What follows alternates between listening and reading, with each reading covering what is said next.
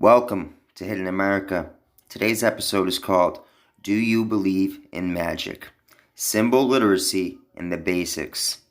Why should you study and practice magic?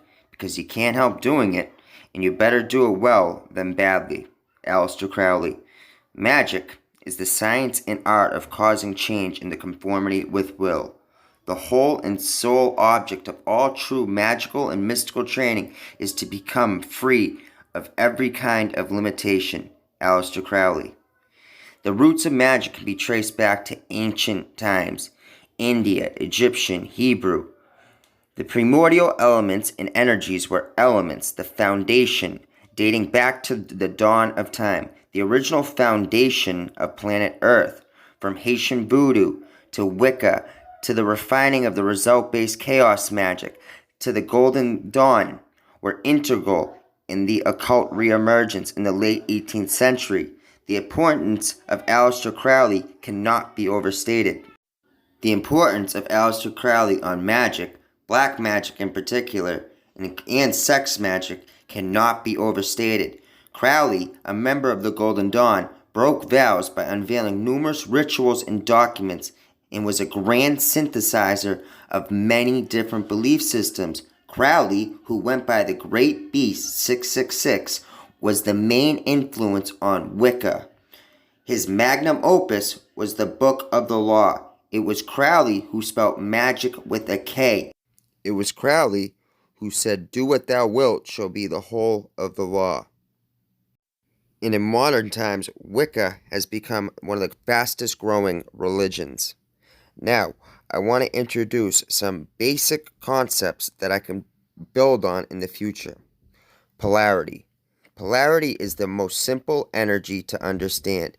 It is the tension between two opposites, male and female, positive and negative, yin and yang, day and night, sun and moon, hot and cold, good and evil. Good and evil is a man-made polarity. It is a moral concept. What is good for one form of life, such as a parasite, may not be good for the host. Ultimately, there is no good or evil in nature.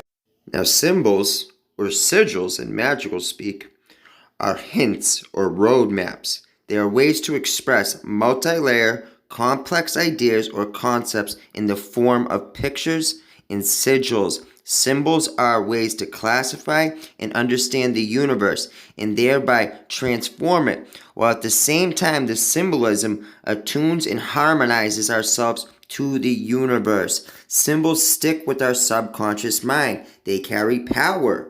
Like the Ankh, as you see, the top represents the womb. The cross is the ovaries. The bottom is the penis. It is a reproductive.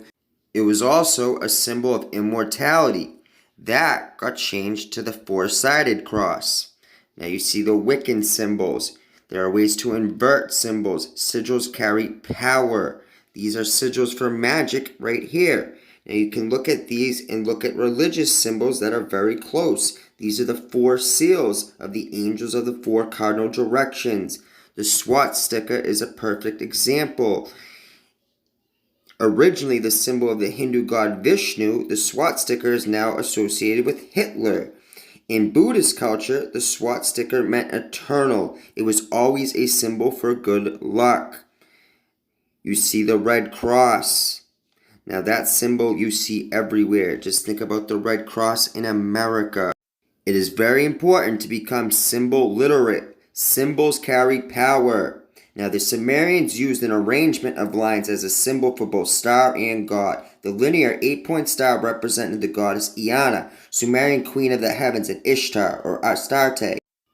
The Babylonian goddess known as the Lightbringer, an 8-point star enclosed with a circle, was the symbol for the sun god. The Babylonian star cult is the core and the archetype of the subsequent astrology, from origins and meaning of the 8-point star. It was the star of Ishtar. Several representations of Ishtar. Notice the 8-pointed star on her head, and the tarot card depicts Venus, who is also linked to Ishtar. The 8-pointed star is a symbol of Ishtar.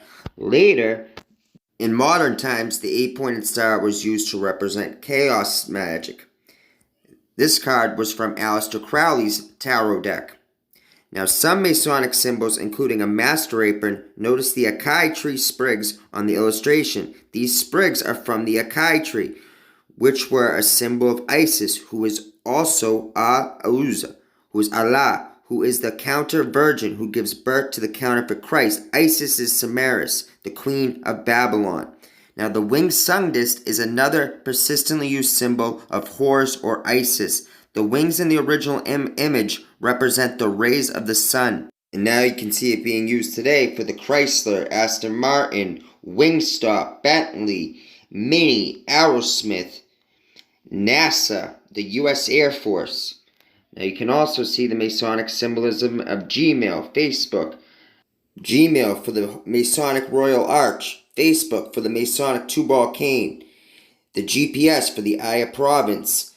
The Gmail symbol for the 666. You can see the Google Play is the sigil of Lucifer.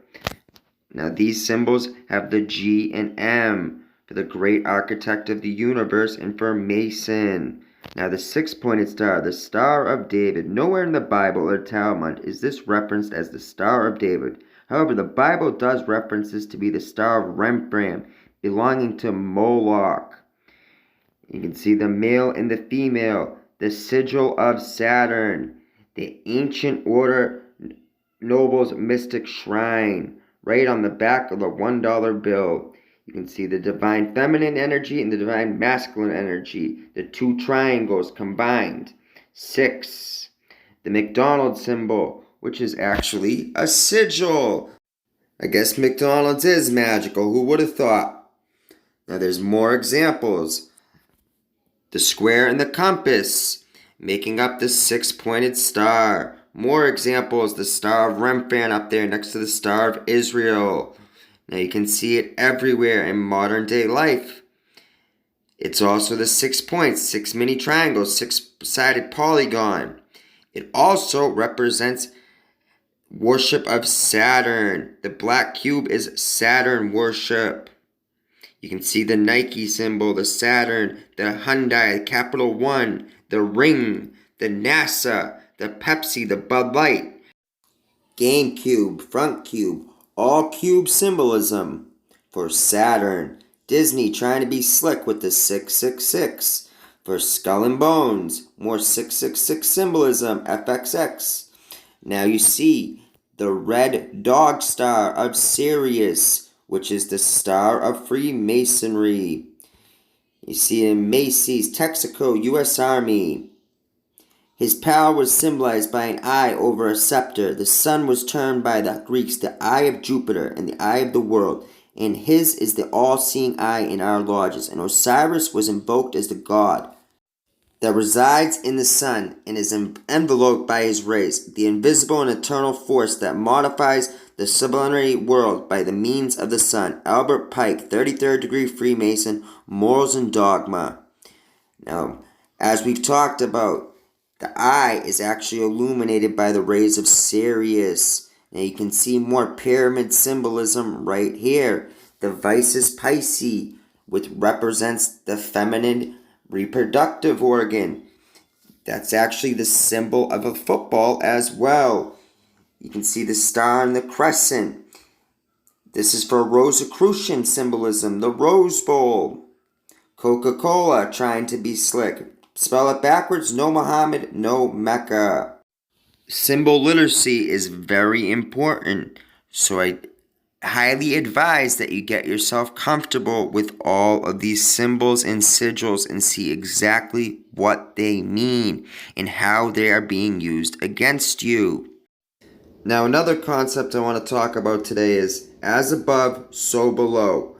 As below, so above.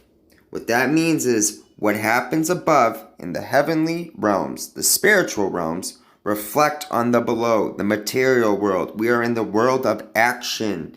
The famous axiom of the Emerald Tablet goes, that which is below is as that which is above, and that which is above is that which is below.